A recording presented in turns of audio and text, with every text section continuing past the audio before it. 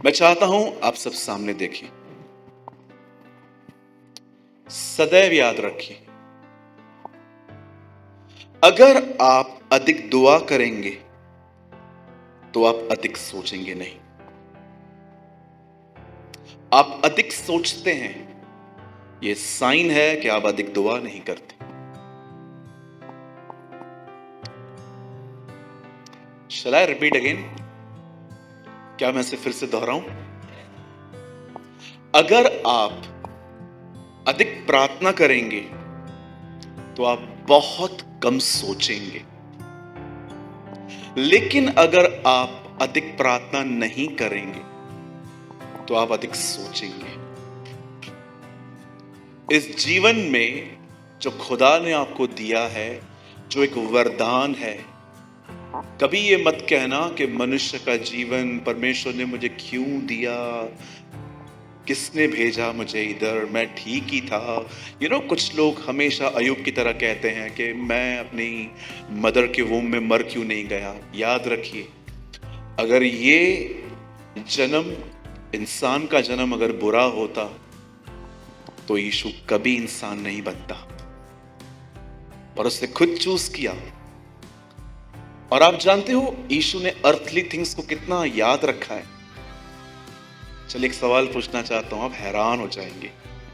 जिस दिन शाऊल कलीसियाओं को उजाड़ रहा था, तब प्रभु यीशु मसीह उस पर प्रकट हुए। और आप जानते हो, जब उसने कहा, हे प्रभु आप कौन हो, आप इससे कितने लोग के बाद जानते हैं, यीशु ने उससे ये नहीं कहा मैं यीशु मसीह हूं, यीशु ने उससे कहा मैं यीशु नासरी हूं। स्वर्ग में भी उसे अपने घर का पता याद था, मैं नासरत में रहता था। Wow, he is in heaven. वो स्वर्ग में था, लेकिन वो ये नहीं कह रहा था कि मैं यीशु मसीह हूं। वो कहता है आई एम जीसस ऑफ नासरत, मैं वही हूं जो तुम्हारे बीच में नासरत में रहता था। मैंने सदैव देखा है उन्हीं लोगों का दिमाग बहुत अधिक चलता है जिनके जिंदगियों में प्रार्थना एक प्राइम थिंग नहीं है, पर एक ऑप्शन है। मैंने सदैव उन्हें मूडी देखा है। मूडी समझते हैं? मूडी, डीएल मूडी नहीं, मूडी। हमेशा अपने मन के अनुसार चलने वाले लोग, कभी इतने खुश होंगे तो कभी इतने दुखी होंगे। कभी कभी इन लोगों को समझना बड़ा कठिन होता है। आपके जीवन में बदलाव आपके सोचने से नहीं आता, आपके जीवन में बदलाव दुआ से आता है। बाइबल कहती है एक दिन यीशु पहाड़ पे गए, पतरस, याकूब और यूहन्ना को लेके, और लिखा है जैसे उन्होंने प्रार्थना करना शुरू की उनका रूप बदल गया। आप जानना चाहते हैं यीशु स्वर्ग में कैसे हैं? सी दिस, वो बिल्कुल स्वर्ग में वैसा है। चीजें कब बदली? प्रार्थना से पहले कि प्रार्थना के समय? जब उसने दुआ करना शुरू की। मैं आपको इनकरेज करना चाहता हूं, अगर आप ये महसूस कर रहे हो कि भाई पता नहीं क्यों मैं प्रेयर करने की डिजायर खो चुका हूं। मुझे आज भी याद है सूरज भाई, मैं पहले है ना भोजन के लिए भी दुआ करता था, घर से निकलते समय बाइक पे प्रार्थना करता था, काम पे पहुंचते दुआ करता था, काम हो जाने के बाद धन्यवाद की दुआ करता था। ये हो जाने के बाद तो मैं जब घर लौटता था, मैं अपने परिवार को सब ठीक देखकर मैं खुदा का शुक्र करता था। फिर रात को सोने से पहले भी मैं दुआओं में रहता था। लेकिन आज मुझे ऐसा लगता है कि मुझे वो पैशन निकल चुका है, मेरे अंदर से वो धन्यवादी हृदय निकल चुका है। अब मैं सिर्फ अपने कामों में बड़ा खुश हूं। मेरे भाई, परमेश्वर ने हमें यह जीवन नहीं दिया है, खुदा ने हमें यह जिंदगी नहीं दी है जो उस समय हम जी रहे हैं। आप जानते हैं, ऐसा लिखा है परमेश्वर से बात करने के कारण मूसा का चेहरा चमकता था। जब वो प्रभु से बात करता था ना, उसके फेस पे दिखता था ये खुदा से मिलके आया है। आप में से कितने लोग ये बात जानते हैं, जब आप परमेश्वर से बात करते हैं, भले ही आप यहां खड़े हैं, आपको ऐसा लगता है, पर आप इंच इंच करके उसके करीब जाते हैं। याद रखिए, शब्द उसको आपके करीब ले आते हैं और आपको उसके करीब ले जाते हैं। आज पता नहीं क्यों जब मैं यहां बैठा था तो मेरा मैसेज ये नहीं है, आप आगे आके देख सकते हैं, ऐसा कुछ लिखा नहीं है इस नोटबुक में। पता नहीं क्यों जब मैं यहां पर बैठा तो मुझे परमेश्वर ने कहा, सूरज, यहां कुछ लोग हैं, वो दुआ की डिजायर खो चुके, वो प्रार्थना करने की भूख और प्यास खो चुके। एक टाइम होता था उन्हें कोई मतलब नहीं था लोग मेरे बारे में क्या सोचते हैं, क्रिश्चियनिटी में मेरा स्टेटस क्या है। वो कमरों में जाके, उन दिनों में सीडीज लगा के, यूट्यूब तो होता ही नहीं था उन दिनों में, बंद करके मेरे साथ डांस करते थे, नाचते थे, गाते थे। उन्हें कोई मतलब नहीं होता था कि लोग क्या कर रहे हैं, वो मुझसे प्रेम में बिजी थे। लेकिन आज कई बार आप देखिए, सर्विस में बैठे हुए लोग भी वेट करते हैं, जल्दी पूरा हो। होता है ऐसा। सो मेरे भाइयों, मेरी बहनों, मैं आपको कहना चाहता हूं, बड़े ध्यान से सुनिए और उसके बाद हम वचन में आएंगे। एक दुआ करने वाले व्यक्ति बने और याद रखिए, ये बहुत अच्छा है जब आप घुटनों पे दुआ करते हैं, लेकिन मैं आपको बताना चाहता हूं, परमेश्वर ने आपसे सदैव घुटनों पर बैठने की मांग नहीं की है। एक बार घुटनों पे आने के बाद परमेश्वर के साथ चलते फिरते, बैठते, वॉशरूम में, किचन में, काम की जगह, हर जगह पर आप बात करना सीखें और सुनिए। हमेशा याद रखिए, एक प्रार्थना होती है मुंह खोल के, एक प्रार्थना होती है हृदय खोल के। सोचो, आप ट्रेन में खड़े हो और पूरी ट्रेन में लोगों ने आपको घेर के रखा है और आप ऐसे बोलते हो, इब्राहिम, इसहाक और याकूब के परमेश्वर, तू बड़ा महान, दयालु, अनुग्रहकारी है। बाजू वालों को लगेगा आपको दौड़ा पड़ा है। कुछ लोग आपसे दूर हो जाएंगे। ये उनकी गलती नहीं है और ना आपकी गलती है, आपको खुद ही अच्छा नहीं लगेगा, क्योंकि सब लोग देखते हैं ना, तो हमें कुछ ऑकवर्ड फील होता है। जब आप ट्रेन में खड़े हैं ना, तब उस समय अपने हृदय से बात करिए। अब देखो, ऐसा समझो ये मेरे विचार हैं जो मैं शब्दों में बयां कर रहा हूं। कितना महान है तू, कितना अनुग्रहकारी है तू। अब्बा, मैं इंटरव्यू के लिए जा रहा हूं, तुझे पता है बचपन से अकल कम है, मुझे सही शब्द देना, वहां पर बोल्ड करना, मुझे मैं वहां पर ढीला ना पड़ जाऊं, रहम करना मुझ पर। मैं जानता हूं तू सब कुछ कर सकता है, मैं तुझ पे विश्वास करके जा रहा हूं, यीशु के नाम में, आमीन। थॉट्स, ये प्रेयर नहीं थी, टॉक। जब आप अकेले में हो, मुंह खोल के दुआ करो, पर जब आप पब्लिकली हो, हृदय में प्रार्थना करना सीखो। और यीशु के नाम से मैं आपको कहना चाहता हूं, जो खुदा शब्दों को सुनता है, वो खुदा विचारों को भी सुनता है। आमीन। यस, हमारे अंदर दुआ करने की ज़ील होनी चाहिए। विलाप श्रेष्ठ गीत की दुल्हन कहती है, मैं तो सोती थी पर मेरा मन जाग रहा था, है ना? आज दोनों सोए, मन भी सोया है, खुद भी सोया है, ये है ना? हमारे कलीसिया में एक बहुत प्यारे भाई हैं, मैंने उनको कभी मेरे प्रचार में जागता हुआ नहीं पाया है, हमेशा सोए रहते हैं। और मालूम है, उन्होंने अपने आप को ऐसा ट्रेन कर दिया है कि प्रचारक को पता भी नहीं चलेगा कि वो सो रहे हैं। वो हमेशा सुनते सुनते, आपको लगेगा वो सुन रहे हैं, लेकिन वो कुछ नहीं सुनते, वो सो रहे हैं।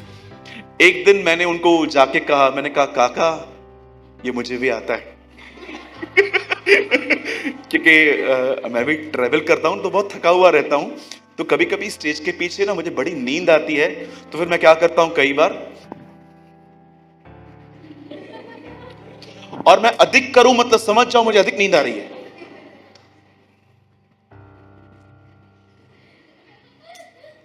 ओके, तो मैंने उस दिन एक बार मैंने उनको, लॉकडाउन से पहले की बात है, मैंने उनको बोला काका, बोलते हाँ सूरज, मैंने काका मैं भी करता हूं ये। उन्होंने बोला यार मैं बहुत दूर से आता हूं तेरी मीटिंग सुनने। तो मैंने बोला काका आपको नींद क्यों आती है? बोलता है मैं पूरा हफ्ता दौड़ता हूं, मुझे 2 घंटे यहीं आराम मिलता है। Okay thank you. है ना, वो हमेशा ढूंढते हैं एसी कहाँ लगी है, बिल्कुल उसके सामने सो जाते हैं आके। नहीं मैं मजाक कर रहा हूं, मैं नहीं सोता हूं, लेकिन मुझे पता है कि कई बार हमें नींद आती है। नो प्रॉब्लम, मैं आपको कंडेम नहीं कर रहा हूं, मैं जानता हूं इन दिनों में सभी बिजी हैं, लेकिन फिर भी मैं विश्वास करता हूं दुआ हमेशा हमें जगा के रखती है। आमीन।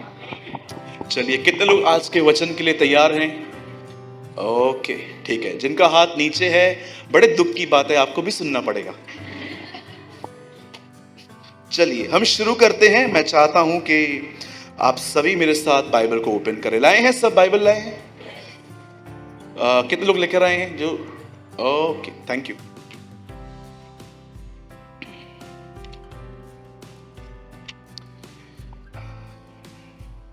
मैं चाहता हूं आप सब मेरे साथ आज खोलें भजन सहायता, हम इससे इंग्लिश में कहते हैं द बुक ऑफ साम, और अगर आप उर्दू पढ़ते हो तो जबूर। भजन सहायता हम सब खोलेंगे, ये पुराने नियम में है और ये आपको अयूब के बाद मिलेगा। और हम सब खोलेंगे साम चैप्टर 62, भजन सहायता उसका 62वां, राइट, 62वां अध्याय। सभी खोलिए द बुक ऑफ साम चैप्टर 62।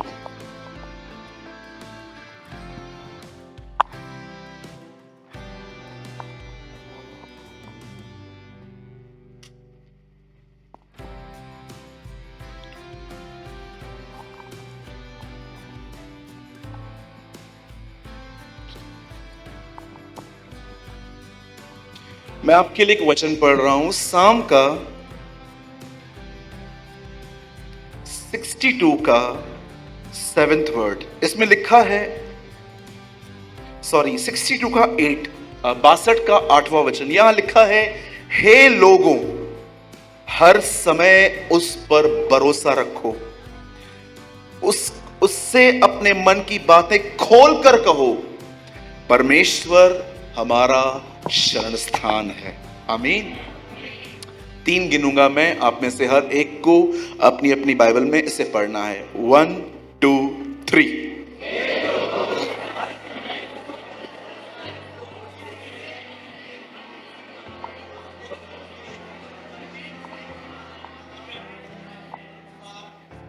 मैं चाहता हूं आप सब बड़े ध्यान दीजिए। मुझे लगता है आज की सभा में आप परमेश्वर के चलन के विषय में सीख पाएंगे और उसके चलन को देखकर आपको भी समझ में आएगा अब मुझे कैसे चलना है। ओके, मैं फिर से कहता हूं, छोटा मैसेज है, बड़ा मैसेज नहीं है ये। बड़े ध्यान से सुनिएगा। और प्लीज बच्चे जितने भी बैठे हैं कुछ समय के लिए बेटा बात मत करो। ओके, आप सब बहुत प्यारे हो, ठीक है, गुड गर्ल, थैंक यू।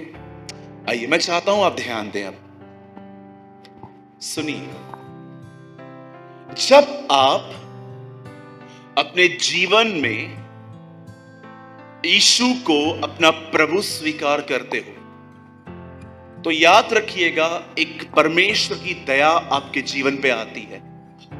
वह दया कुछ नहीं देखती आप कौन हो, आप में विश्वास है नहीं है, पर परमेश्वर आपके जीवन में इस कारण आप पे दया करता है क्योंकि आपने उसके बताए हुए रास्ते पर विश्वास किया।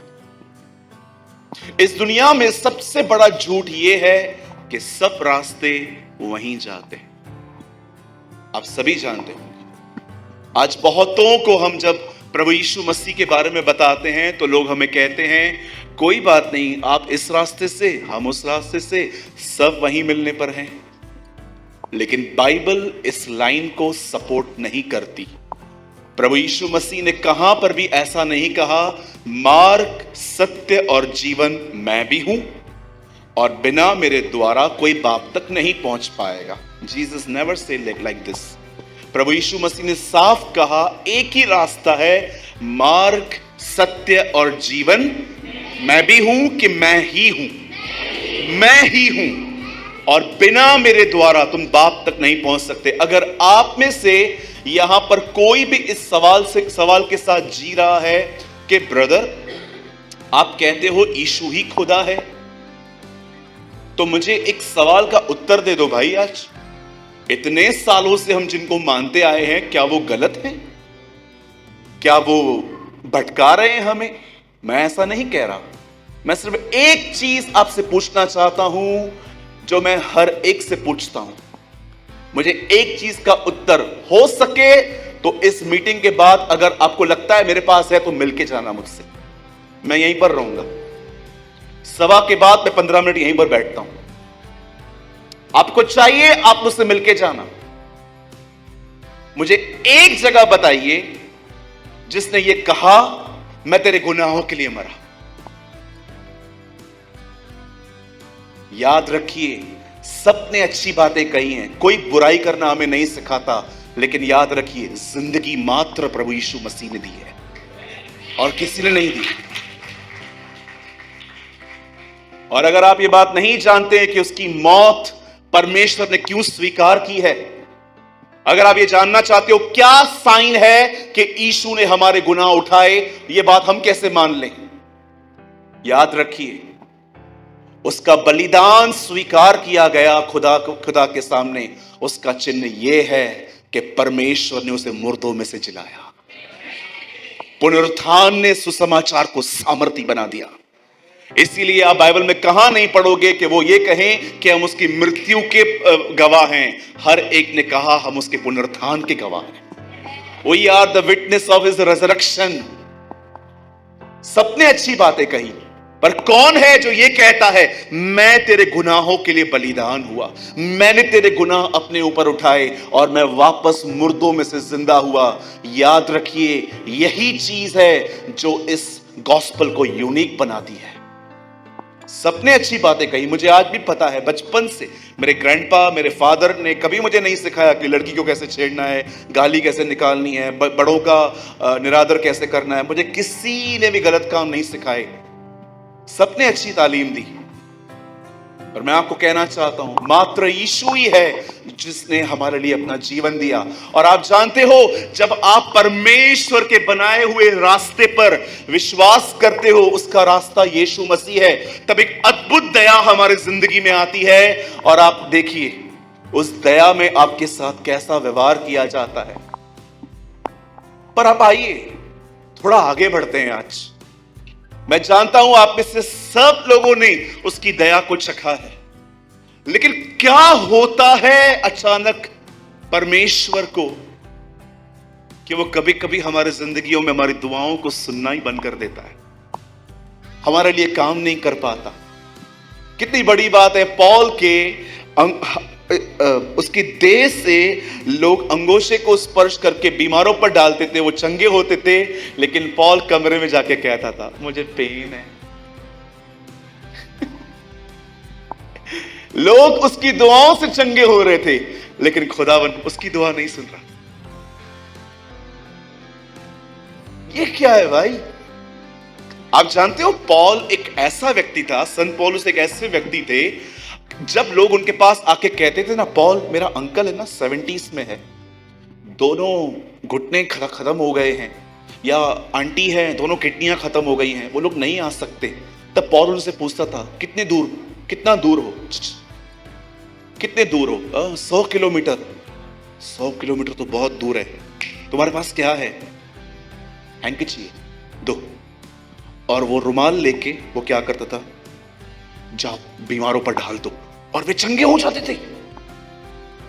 पर आप बिलीव कर सकते हो, यही पॉल वो कहता है मैंने प्रभु से 3 बार विनती की मुझे चंगा कर, प्रभु ने एक ही बात कही, मेरा अनुग्रह तेरे लिए बहुत है। ये क्या है पॉल, आप मुर्दों को जिंदा करते हो लेकिन आप खुद तकलीफ में हो। बहुत लोग ये अनुभव करते हैं, आप दूसरों को काउंसलिंग देते हो वो आजाद हो जाता है, दूसरों के लिए दुआ करते हो वो ठीक हो जाते हैं, आपके खुद के आपने दूसरों को सुसमाचार बताया वो आ गए, आपका परिवार नहीं आता। क्यों ऐसा होता है? शुरुआत के दिनों में हम परमेश्वर के पास जब आते हैं तो आप जानते हो परमेश्वर हमारे ऊपर एक कृपा करता है, एक दया करता है, लेकिन एक समय ऐसा आ जाता है जब हमें लगता है वो शांत है। ये ऐसा समय आ जाता है, उस बहन को हम याद करते हैं जो बहुत दूर दूर से पुकार रही थी मेरी बेटी को ठीक कर ठीक कर ठीक कर, आखिर तक वो नहीं सुना। उसके बाद चेलों ने आके कहा इसके लिए कुछ कर। तब उसने कहा बच्चों की रोटी कुत्तों के आगे नहीं डालती।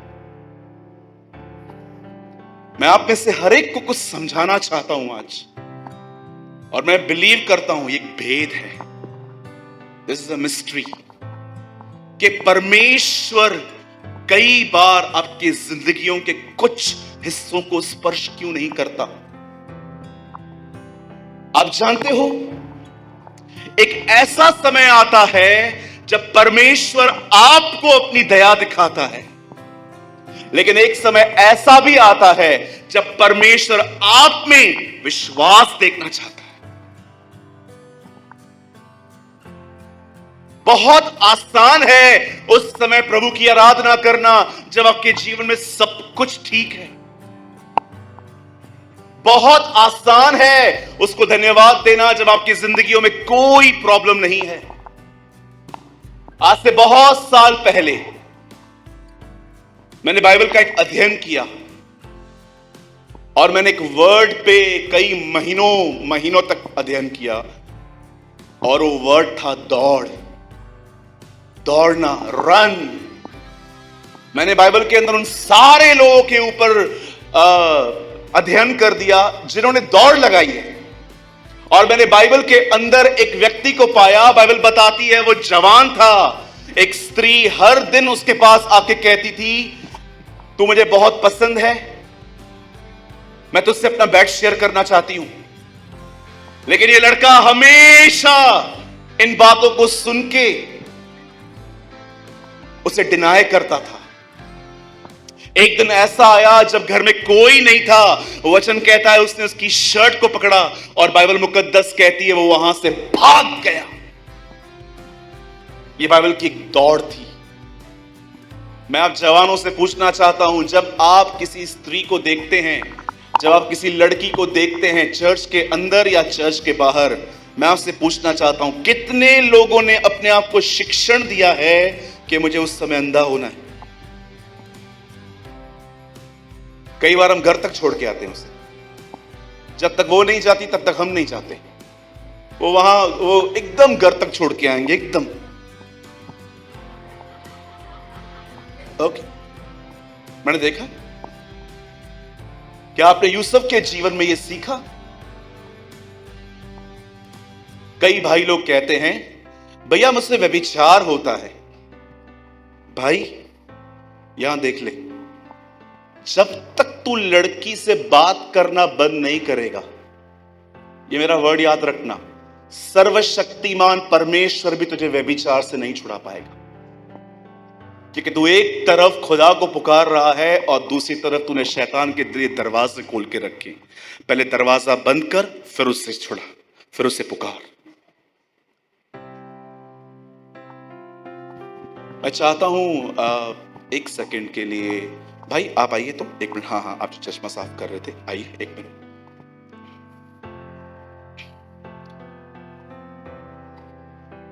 ये पकड़ लो मेरा, या ओके। एक सेकंड के लिए भाई, आप बुरा तो नहीं मानेंगे ना? मुझे आप पे ट्रस्ट है।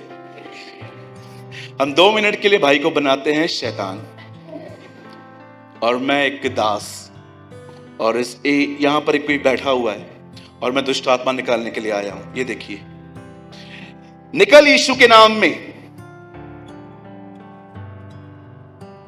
निकल यीशु के नाम में। निकलेगा? क्यों? साथ में पकड़ के रखा है इसको। और 2 मिनट के बाद अगर नहीं निकलेगा ना, निकल, दुष्ट आत्मा बोलेगी तू निकल इधर, चल भाग इधर, मुझे निकालने आया, मुझे अंदर रख के मुझे निकाल के आया। आपको पता है बहुतों ने शैतान का ऐसे हाथ पकड़ के शैतान को निकालने की कोशिश करते। मुझे एक बात बताइए, यहीं पर रुकना भाई, आप पे बहुत काम है मुझे। यहां देखिए, सोचो, आप बुरा मत मानिएगा, समझो। अब इनका थोड़ा कैरेक्टर चेंज करते। अब ये एक लड़की है और मैं एक लड़का हूं। ओके, हम रोज बात करते हैं। हेलो जानू, लिसन लिसन लिसन, हेलो जानू, जानू कैसे हो? He is such a sweetheart. यार मैंने सही बंदे को बुलाया। चलो थोड़ा और बातचीत करेंगे, ठीक है? थोड़ा और। जानू आप कैसे हो? मस्त। अब सुनिए सुनिए सुनिए सुनिए, क्या हो गया? आपको पता है बहनों का बात करना थोड़ा स्वीट होता है। द बाइबल से स्त्री के चाल में चंचलता है जिसे वो आप नहीं जानती। अब देखो, इनने बड़े प्रेम से मुझे बात की। अब मैं रात को सोऊंगा, अब मुझे ख्याल आएंगे। अपने ख्यालों में देखो क्या कर रहा हूं, हम कहां जा रहे हैं, हम कमरे में हैं, अब हम गुनाह करेंगे और पाप हो जाने के बाद मैं सुबह प्रभु से कहूंगा मुझे क्षमा कर दे, मुझसे पाप हो गया। 12 बजे प्रार्थना कर रहा हूं, 1 बजे, जानू अभी तो किधर है? खाना खा रही हूं।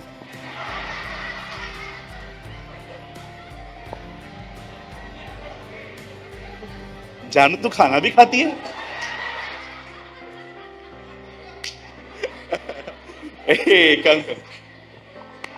You are such a sweetheart. बैठ जाइए भाई, बड़े प्यारे हो आप। और भाई याद रखना, आप मेरी गर्लफ्रेंड नहीं हो। आप एक तरफ से ये कर रहे हो, दूसरी तरफ से दुआएं करते हो मुझे छोड़ा। Why you are wasting your time? समय बर्बादी है। जानते हो एक दिन मुझे परमेश्वर ने क्या कहा था? जवानों को ये बोल, संबंध तोड़ें और मुझे पुकारें। अटैचमेंट जब तंग करेगी ना, मेरा अनुग्रह उन्हें संभालेगा। Lord spoke to me years ago. Yusuf भागा, वो जानता था यहां ठहरूंगा। मैं आप में से हर एक को बताना चाहता हूं, यहां देखिए, इस संपूर्ण पवित्र शास्त्र में कहां पर भी व्यभिचार से बचने के लिए प्रार्थना नहीं है। अगर है तो मुझे दिखा दो भाई, मुझे गलत साबित कर दो, मैं अपनी शिक्षाओं को थोड़ा बदल दूंगा। इस संपूर्ण पवित्र शास्त्र बाइबल में सर्वशक्तिमान परमेश्वर का वचन जब उसने श्वास फूकी आदम में, उसमें जीवन आ गया। और एक दिन द बाइबल बताती है, the Bible says every word is a breath of God. खुदा ने इस किताब पे फूका है। और मैं आपको बताना चाहता हूं, ये श्वास जो मेरे हाथ में है खुदा की, इस पवित्र शास्त्र में कहां पर भी नहीं लिखा है कि व्यभिचार के लिए दुआ करो। बाइबल बताती है, पौल तीमुथियुस से कहता है, जवानी की अभिलाषाओं से भाग। अगर आप किसी के भी करीब जाओगे, कभी भी आप सीमाएं तोड़ोगे, आप फंसोगे। परमेश्वर कभी शैतान के सर्किल में आके आपको एडवाइस नहीं देगा। प्रभु कहेगा उसका दामन छोड़, मैं तुझे संभाल लूंगा। यह बाइबल की पहली दौड़ थी जो व्यभिचार के लिए हुई। अब आइए मैं आपको बाइबल में दूसरी दौड़ बताता हूं। बाइबल बताती है एक और दौड़ थी। एक स्त्री थी, उसका नाम था इजबेल। वो बड़े जादू टोने करती थी। एक दिन उसने एलिया को धमकी दी, अगर मैंने तुझे छोड़ा तो मेरा देवता मेरी हालत खराब करेगा। ये आज की लैंग्वेज में बात कर रहा हूं। वहां लिखा है देवता पहले से बढ़कर मुझसे करे। लेकिन मैं आपको बताना चाहता हूं, एलिया को इस तरह धमकी दी गई कि अगर मैंने तुझे छोड़ा तो जिसको मैं मानती हूं ना, वो मुझे मार डालेगा। और लिखा है एलिया डर गया। एलिया ने उन धमकी भरे शब्दों को जैसे हमने कोविड-19 के विषय में इतना सोच सोच के उसे इतना बड़ा कर दिया हमने, और मीडिया ने हमें हर जगह पे कोविड कोविड कोविड कोविड। अभी किधर गया? अजीब वायरस है, जब चाहे अपन एक्टिव करते हैं, जब चाहे डीएक्टिव करते हैं उसे। हमारी तरह बिल्कुल एलिया ने ये गलती की, उनके शब्दों को इतना किया, लिखा है वो डर गया और दौड़कर एक जुनिफर ट्री के नीचे के बैठ के कहता है, मेरी जिंदगी ले ले खुदा। नबी ने अपने आप को मारने की दुआएं की। ये बाइबल की दूसरी दौड़ थी। अब आइए मैं आपको एक और दौड़ बताता हूं। ये दौड़ थी उस बेटे के लिए जिसका बाप हर दिन उसको इंतजार करता था।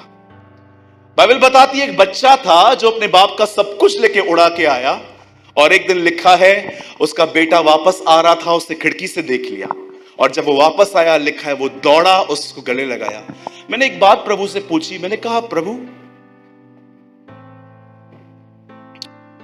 ये जब आ रहा था तब आप खिड़की पे खड़े थे और वो आपको दिख गया, ये बात क्या है? तब मुझे परमेश्वर ने कहा, मैं हर दिन खिड़की पे आता था उसे देखने के लिए, हर दिन के आज लौटेगा, आज लौटेगा, आज लौटेगा। और जैसे उसने देखा वो दौड़ा, लिखा है बाप दौड़ा, लिखा है पुत्र चल रहा था, पिता दौड़ रहा था। ये तीनों दौड़ तो मैंने आपको बता दी। अब आइए मैं बाइबल की आपको एक अंतिम और लास्ट दौड़ बताता हूं, और मेरी परमेश्वर से प्रार्थना है इस दौड़ में हम शामिल हों। जो अब मैं आपको बताऊंगा, सुनिए, बड़े ध्यान से सुनिए। इस बच्चे को पीछे बिठा देना, आगे मत भेजना। हाँ, नहीं एक्चुअली डिस्टर्ब हो जाएगा, वो बुरा नहीं है बेचारा। सुनिए, बाइबल बताती है आज से बहुत साल पहले जब मनुष्य पूरी तरह से भटक गए थे, जैसे आज भी आप देखते रहेंगे लोग गुनाह में एंजॉय कर रहे हैं, उन दिनों में परमेश्वर ने एक न्यू मूवमेंट स्टार्ट की, उद्धार की, और परमेश्वर ने एक व्यक्ति का चुनाव किया। His name was Ibrahim. उसका नाम इब्राहिम बाद में पड़ा, उसका पहला नाम इब्राहिम था। और परमेश्वर ने सदैव, याद रखिए, जब भी प्रभु आपके पास आएगा, या तो आपसे कुछ ले जाएगा या आपको कुछ दे जाएगा।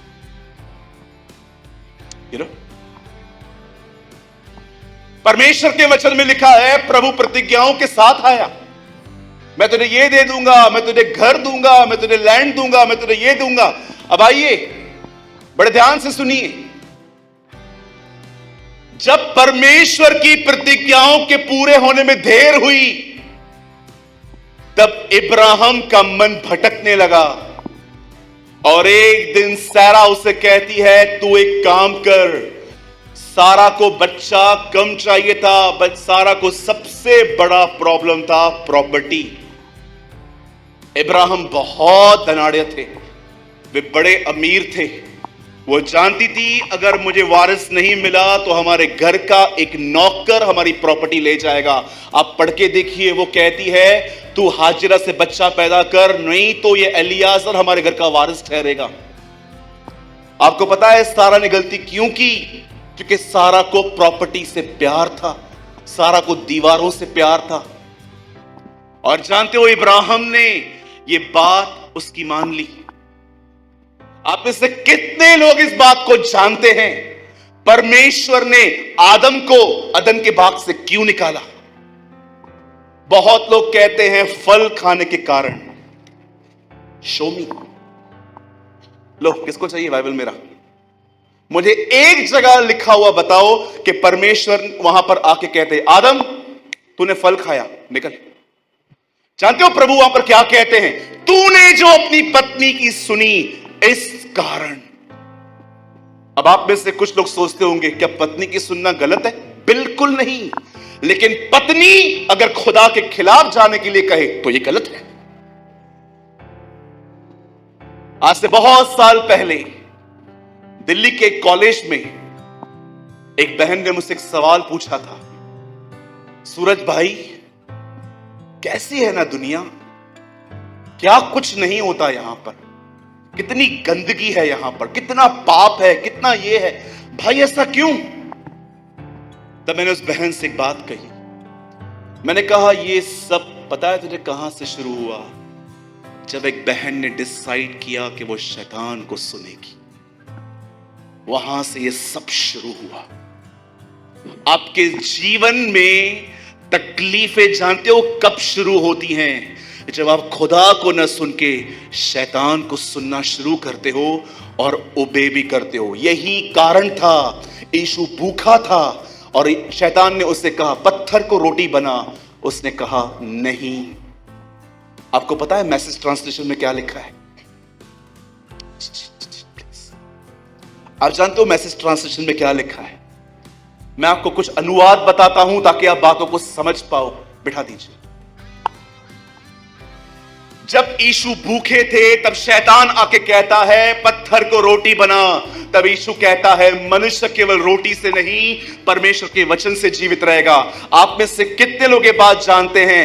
हवा भूखी भी नहीं थी तो भी खाया, यीशु भूखा था तो भी नहीं खाया। जीसस का टेम्पटेशन यहां से था, हवा का टेम्पटेशन माइंड में था। उसे तो भूख भी नहीं लगी थी, उसने फिर भी खाया। यीशु भूखा था फिर भी नहीं खाया। क्यों? जानते हो मैसेज ट्रांसलेशन में क्या लिखा है? मैं आपको ट्रांसलेट करके बताता हूं हिंदी में। वहां ऐसा लिखा है, शैतान मैं नहीं करूंगा, मैं पत्थर को रोटी नहीं बनाऊंगा। क्यों?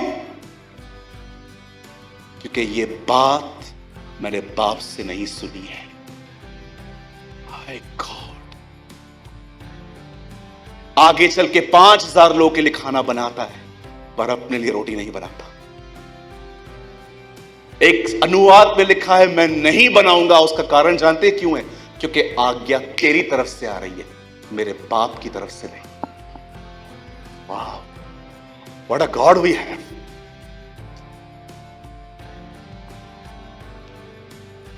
आप जानते हैं सारा ने अपने पति को क्या आज्ञा दी? मैं हैरान था, पत्नी पति को ऐसे आज्ञा दे सकती है, सलाह दे सकती है? सुन, ये जितनी प्रॉपर्टी है ना कोई और ले जाएगा, इससे अच्छा एक बच्चा तो पैदा कर, किसी से भी पैदा कर। ये देख, ये हमारी मिस्री दासी है हैगर, जा इसके सारी जा। और जब वहां से बच्चा पैदा हुआ, हिज नेम वॉज इस्माइल। जानते हो परमेश्वर ने इस बच्चे के विषय में कितने कठोर शब्द वापरे? ये मेरा नहीं है, कि मेरी संतान प्रतिज्ञा के अनुसार आएगी, मैंने प्रॉमिस किया था। और आपको पता है जब उसने ऐसा किया, आपको पता है प्रभु ने उसको पनिशमेंट क्या दी? बताइए। परमेश्वर पिता ने उससे 12 साल बात नहीं की। You know what is the biggest punishment? God never spoke to you.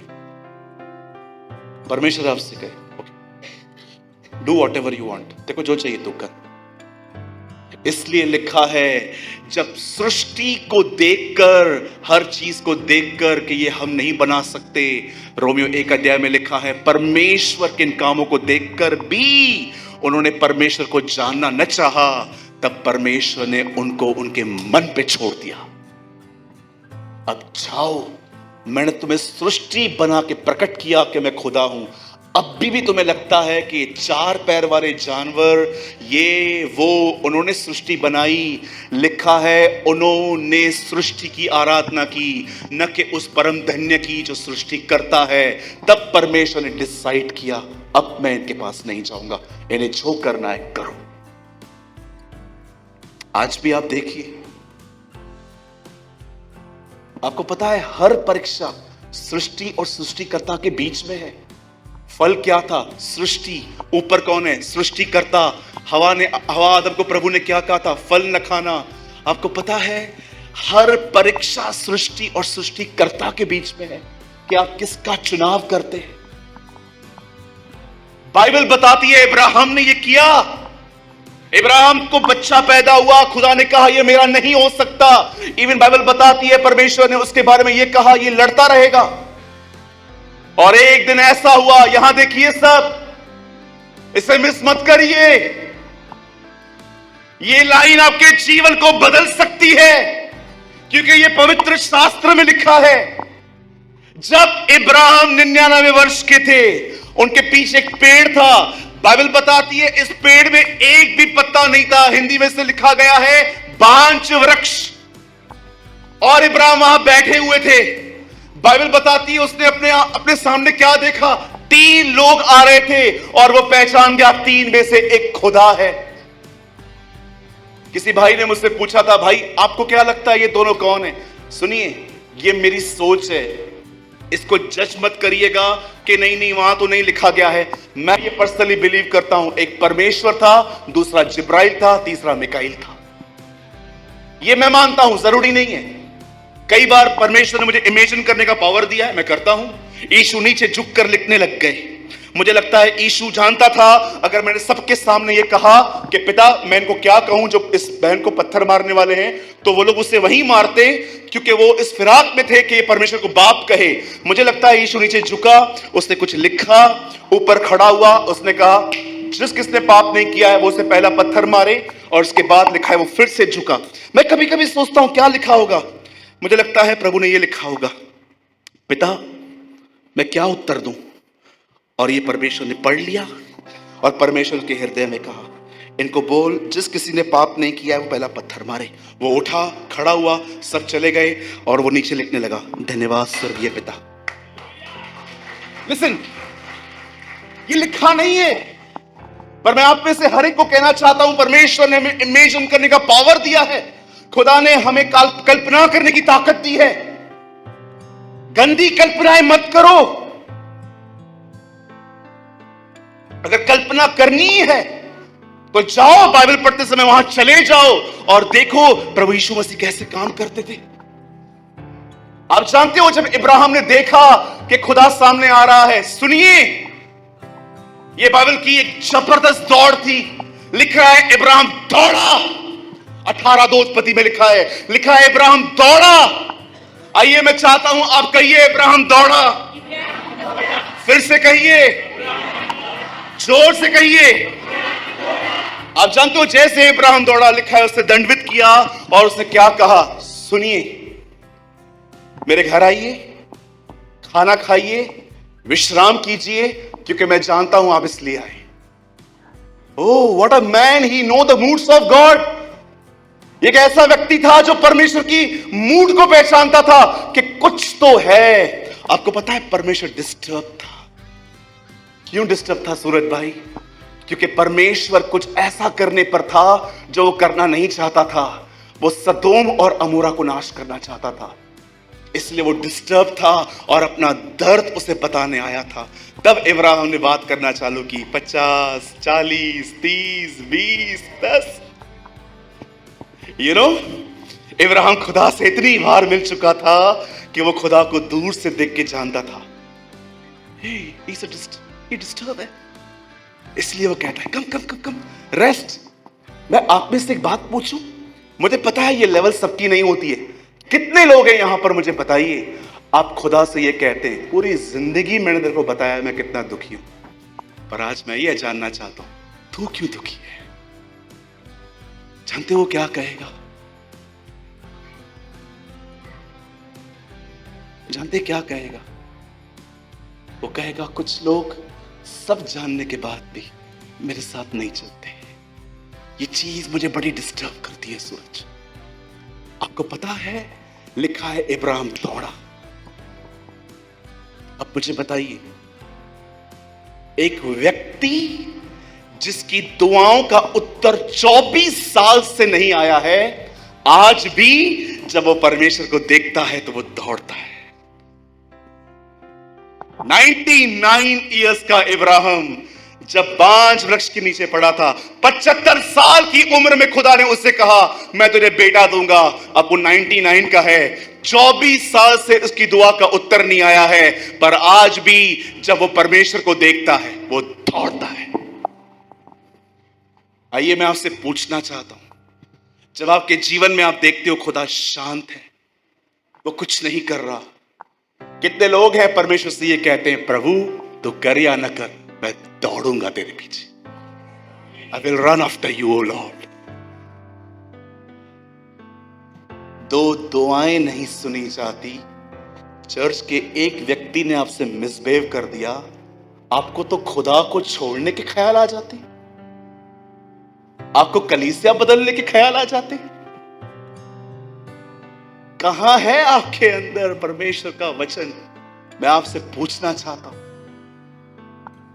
कितने लोग हैं जो अपने जीवन के इस स्तर पे पहुंचे हैं कि परमेश्वर उनके लिए कुछ करे या न करे, वो दौड़ते हैं। दौड़ने का मतलब समझते हैं? आपका वॉक विथ गॉड, प्रभु के साथ चलने में कोई फर्क नहीं पड़ता। कितने लोग हैं मुझे बताइए, दया के समय में आपने सब कुछ प्रभु से ले लिया, लेकिन अब विश्वास दिखाने की बारी आई है तो आप ढीले पड़ते हैं। यहां पर कुछ लोग जरूर होंगे यहां पर जो कई समय से कई दुआएं करते हैं खुदा के सामने, प्रभु मेरे परिवार को बचा, प्रभु मेरे बिजनेस को प्लीज स्टैंड कर, प्रभु मेरी बच्ची की शादी नहीं हो रही है, प्रभु मेरे लाइफ में मेरे पापा बीमार हैं, हमारे घर में कर्जा है। मैं आपसे कहना चाहता हूं, जब आप ये देखते हो कि उसकी तरफ से उत्तर नहीं आ रहा, कितने लोग हैं, फिर भी आप सारी बातों को नकार के उसके पीछे दौड़ते हैं और आप खुदा से ये कहते हैं, प्रभु कोई फर्क नहीं पड़ता। पूरी इज़राइल यीशु को तब ढूंढ रही थी जब वो जीवित था, एक बहन उसे तब ढूंढ रही थी जब वो मर चुका था। मैरी, आपको पता है यीशु मुर्दों में से जिंदा होने के बाद उसके मुंह से पहला वर्ड क्या निकला था? Maryam. A first word of the resurrection, उससे पहली बात जानते क्या कही? मरियम। तब वो कहती है रबूनी।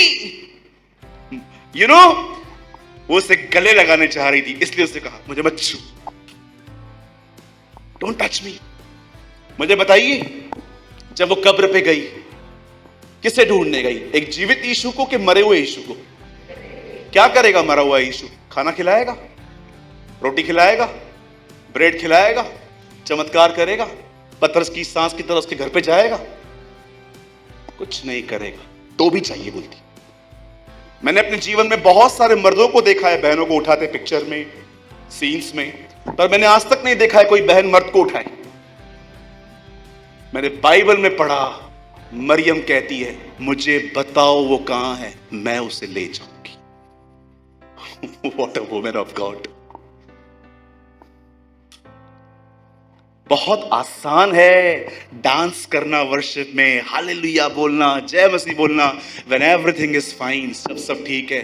कितने लोग हैं यहाँ पर जो अपने कठिनाइयों में भी हालेलुया बोलते हैं, धन्यवाद यीशु बोलते हैं, परमेश्वर का नाम को धन्य कहते हैं। उसके 10 के 10 बच्चे कॉफिन में पड़े थे अय्यूब के, फिर भी वो कहता है प्रभु ने दिया, प्रभु ने लिया, प्रभु का नाम धन्य है। अय्यूब ने ये, हम तो गाना गाते हैं ना ये सब, धन्य हो प्रभु का नाम, धन्य हो प्रभु का नाम, धन्य हो प्रभु का नाम, अति महान, blessed be the name of the Lord. हम तो गीत गाते हैं ना। एक व्यक्ति ने, जानते हो ये वचन जो हम गीतों में यूज करते हैं, उसने कब कहा था? जब उसके 10 के 10 बच्चे मर चुके थे, वो ठीकरा लेके अपनी ईचिंग करता था, इसको खुजाता था, और बाइबल बताती है वो बीमार पड़ गया था, उसके नौकर उसकी बात नहीं सुनते थे। पढ़िए अय्यूब में लिखा है, मैं एक से कहता हूं आ, तो वो कहते हैं मैं क्यों आऊं। ऐसी दिशा में वो बंदा कहता है blessed be the name of the lord, प्रभु का नाम धन्य है। बंद करने से पहले आपको मैं बताना चाहता हूं, बड़े ध्यान से सुनिएगा, ये लास्ट लाइन है। जब परमेश्वर आपके जीवन में कुछ करता है तो वो इसीलिए करता है ताकि आप जान पाएं वो आपसे प्रेम करता है। लेकिन जब परमेश्वर आपके जीवन में सब जानने के बाद भी कुछ न करे तो याद रखिए वो एक वजह से नहीं करता, ताकि आप उसके करीब आओ।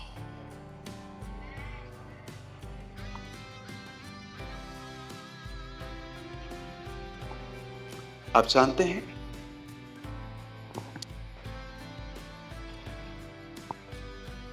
ब्रदर साहिल आगे आइए, फास्ट जल्दी आइए,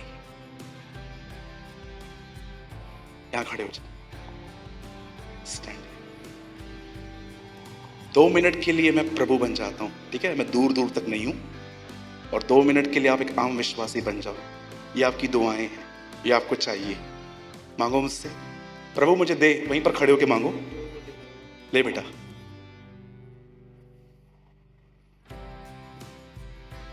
फिर से मांगिए, ले बेटा, फिर से मांगिए, लेना बेटा, सब तेरा ही है। अब परमेश्वर कहेगा इतनी गैप है, मैंने इसके लिए जिंदगी दी है, मैं इसे कब पाऊंगा? अब आप मुझसे मांगिए। आजा ना बेटा, आजा आजा।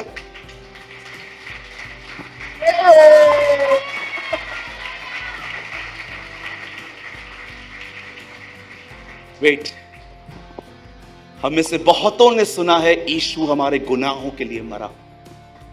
मैं इससे सहमत हूं क्योंकि मेरी बाइबल में ये लिखा है, पर मेरी इसी बाइबल में ऐसा भी लिखा है, उस धर्मी के प्राण देने के बाद यहोवा अपने वंश को पाएगा। आपको पता है यीशु के जीवन देने का कारण क्या था? अपने वंश को पाना। हम उसके वंशज हैं, हम उसकी सूरत और सीरत में बनाए गए हैं। खुदा कई बार आपको ऐसे ही दे देता है, लेकिन खुदा जब रोकता है इसीलिए ताकि आप और वो एक हो जाए। यही उसकी अंतिम दुआ थी, पिता मैं प्रार्थना करता हूं जैसे तू और मैं एक हैं, वैसे ये और हम एक हो जाए, यूनाइटेड। हम मसीह में, मसीह पिता में। That is the whole purpose of God. परमेश्वर आपकी दुआएं न सुने तो ये मत सोचना कि वो चुप करके बैठा है गूंगों की तरह। नो, उसने आपको कॉल दिया है करीब आने के लिए। और याद रखिए, कम साहिब, जिस दिन आप उससे मिल गए, आपको पता है आपकी दुआएं बदल जाएंगी। अब जानते हैं आपके साथ क्या होगा? आप प्रभु को बोलोगे, ये अरे खड़े हो जाओ, खड़े हो जाओ। अब आप जानते हो प्रभु को क्या कहोगे? नहीं चाहिए चमत्कार, अब तेरे साथ रहना है। यस,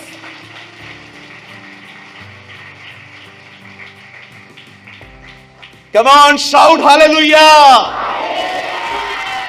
जिस दिन आप उससे मिल गए, मैं आपको कहना चाहता हूं आपकी दुआएं खत्म हो जाएगी।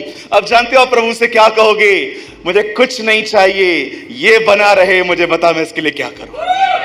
ये हालेलुया, बोलो यीशु मसीह की J E S U S, Jesus.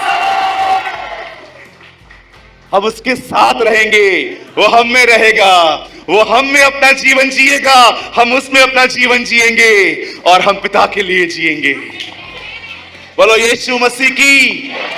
परमेश्वर शांत नहीं है, वो एक कार्य कर रहा है, और वो कार्य है वो आपको अपनी तरफ खींच रहा है। जब मैं ऊंचे पे चढ़ाया जाऊंगा तो मैं हर एक को अपनी तरफ खींच लूंगा। आइए मेरे भाइयों बहनों, खड़े हो जाए। Oh, thank you, Jesus.